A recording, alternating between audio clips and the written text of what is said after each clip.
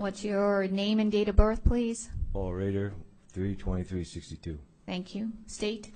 Jeffrey Pitts, Maricopa County Attorney's Office. Okay.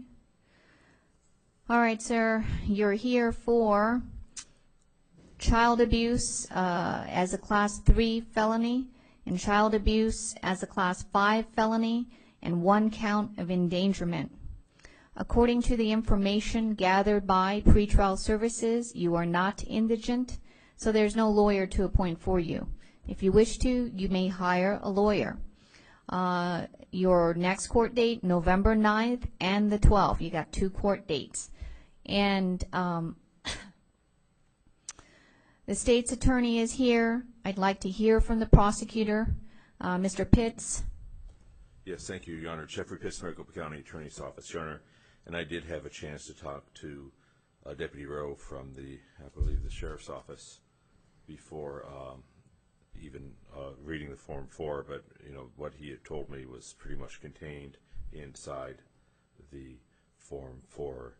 The possible exception that the 5-year-old was left at the desert for about 5 hours. Mr. Rader, who's 62,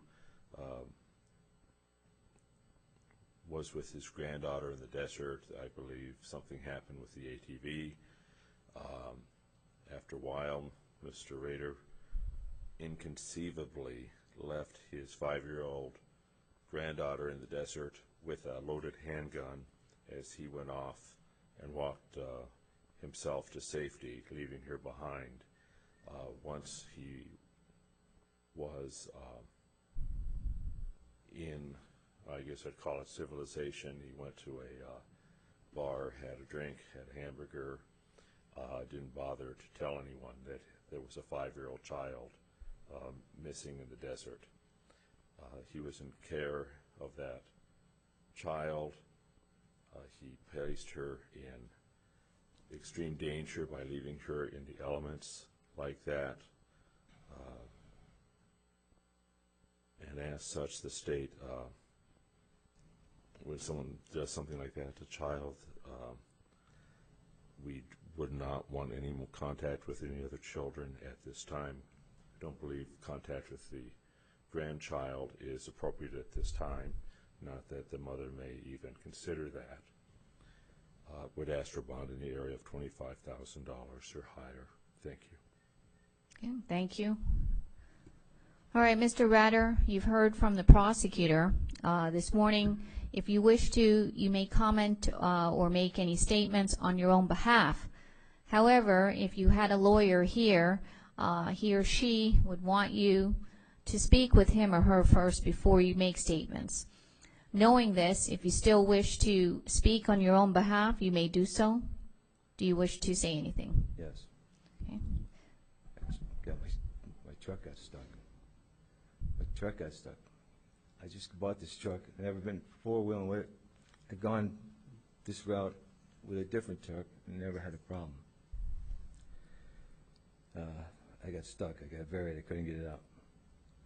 So I walked with my granddaughter. She was crying, pissing and moaning because she got tired. She wanted to take a nap, and so I put her under a shade tree and put my gun down because I didn't want to carry it. I have to make time now because I was holding her hand.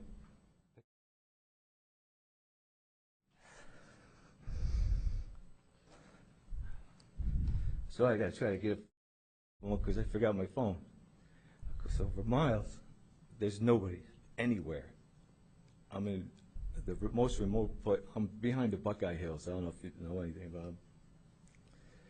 I got lost. I took a wrong path. I came back around. I see a truck, and I find out it's mine. This already spent 3 hours. So I started walking back, yelling for my granddaughter. I never got any spots. All right, Mr. Rader. But by the time I got to a phone, I went down and I see somebody. There was a Mexican guy and a...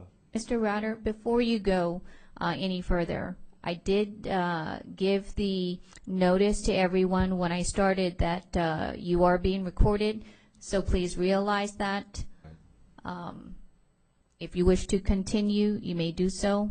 Yes, I wish to continue. I tried to dig the truck out again. By then, I couldn't.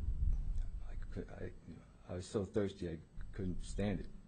So I started walking to see if I could see her again, make sure she was okay. I didn't see her. I called for her. She said she was tired, so I guess she went to sleep, took a nap. I kept going.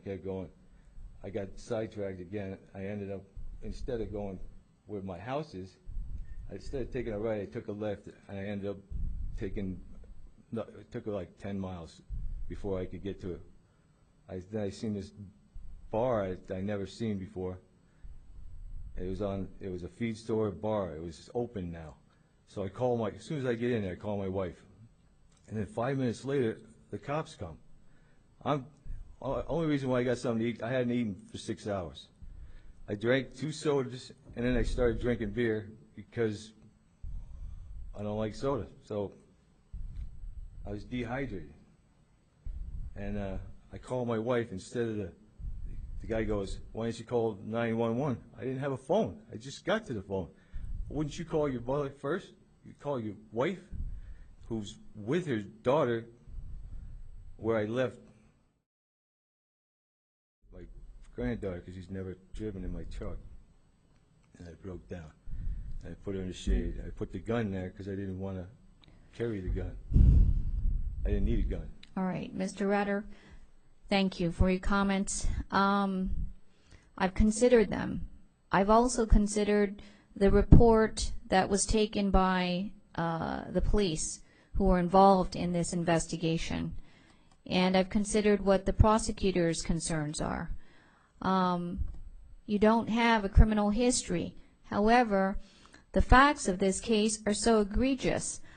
You'll have a chance to flesh them out when you go to court, but at this point, based upon everything that I have read and considered and heard, I am going to set the bond at $25,000. It is a secured appearance bond, meaning that if you wish to, you may go the route of a bonding agency. And if the bond is posted, you're not to have contact with your granddaughter. In fact, no contact pending the next court date with any children. You're also not to carry or possess any sort of weapon. All right, sir, and you may collect your paperwork. Thank you.